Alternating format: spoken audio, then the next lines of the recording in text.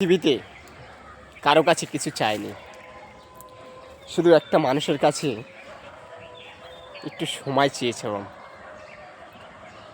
এই মনের ভিতরে যত দুঃখ কষ্ট এটা ভাগ করার জন্য, অথবা এই কথাগুলো তার কাছে শেয়ার করার জন্য তার কাছে একটু সময় চেয়েছিলাম। সে সামান্য একটু সময় সে দিতে পারেনি। আশা করি এই পৃথিবীতে যতদিন বেঁচে থাকবো কারো কাছে কিছু চাইব না।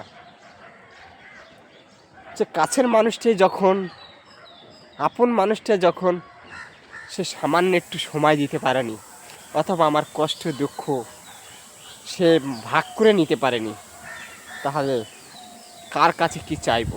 চাওয়ার মতন আশা ভরসা কারো কাছেই নেই।